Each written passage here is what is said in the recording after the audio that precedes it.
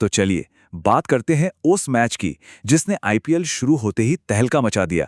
RCB ने जो करके दिखाया है, ऐसा लगा मानो वो इस सीजन कुछ और ही सोचकर आए हैं। स्क्रीन पर ये जो नंबर दिख रहा है 15.4, ये सिर्फ एक नंबर नहीं है, ये एक स्टेटमेंट है। आरसीबी का एक ऐलान है। सिर्फ 15.4 ओवर्स में उन्होंने मैच खत्म कर दिया। और इसका मतलब ये हुआ कि ये आईपीएल के इतिहास का सबसे तेज 200 प्लस रन चेज है।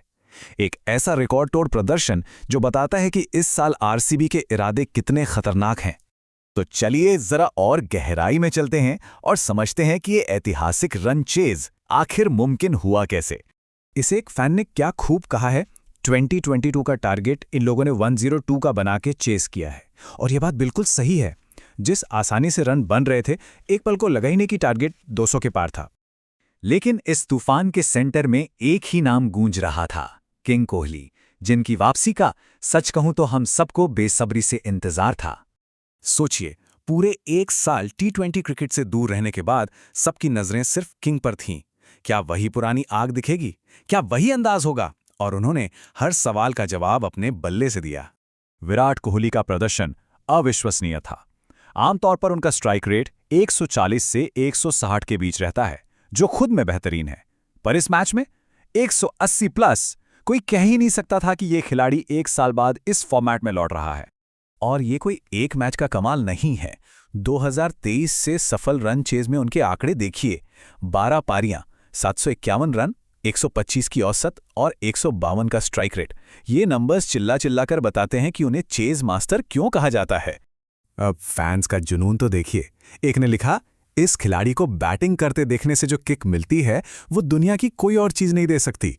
यही तो है विराट कोहली की बैटिंग का जादू। वो सिर्फ रन नहीं बनाते, लोगों में जोश भर देते हैं। लेकिन कहानी सिर्फ कोहली की नहीं थी। इस जीत ने यह भी साबित कर दिया कि आरसीबी अब वो पुरानी टीम नहीं है जो सिर्फ एक खिलाड़ी पर निर्भर हो। अब टीम में नए हीरो भी तैयार हो रहे हैं, और यही बात बाकी टीमों के लिए सबसे बड़ी खतरे की घंटी है।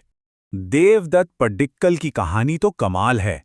याद है 2024 में 7 मैचों में सिर्फ 38 रन। कितनी आलोचना हुई थी, कितनी ट्रोलिंग हुई थी। और फिर आरसीबी में आते ही 26 गेंदों में 61 रनों की विस्फोटक पारी। इसे कहते हैं जोरदार वापसी। और फिर आए रजत पाटीदार, आए और तबाही मचाकर चले गए। सिर्फ 12 गेंदें, 31 रन और स्ट्राइक रेट 258 का। ये वो छोटी सी पारी थी जिसने एसआरएच के गेंदबाजों को संभलने का कोई मौका ही नहीं दिया। तो इन पारियों ने ये बात साफ कर दी है कि आरसीबी अब वन मैन आर्मी बिल्कुल नहीं है।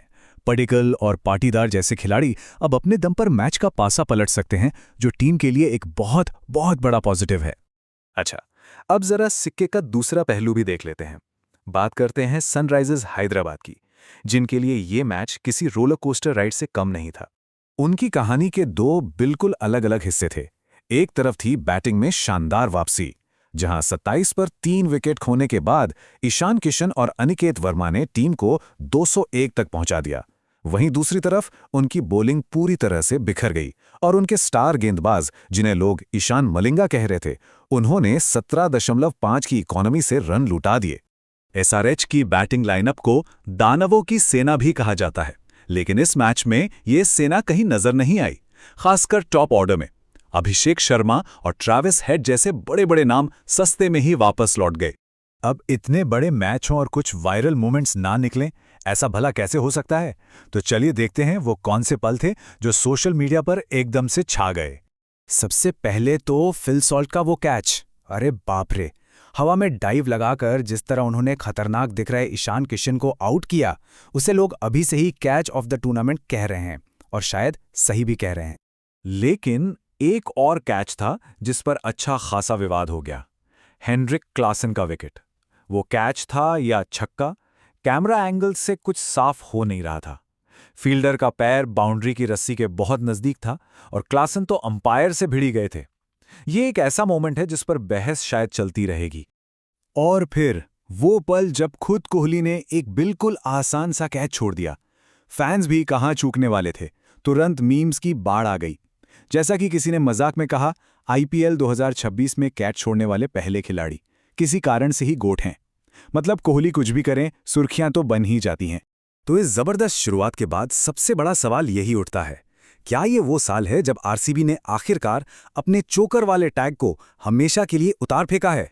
क्या ये सिर्फ एक मैच था या फिर एक नए खतरनाक आरसीबी के दौर की शुरुआत है? इस प्रदर्शन ने उम्मीदें तो आसमान पर पहुंचा दी हैं। अब देखना यह है कि क्या वो ट्रॉफी तक पहुंच पाते हैं।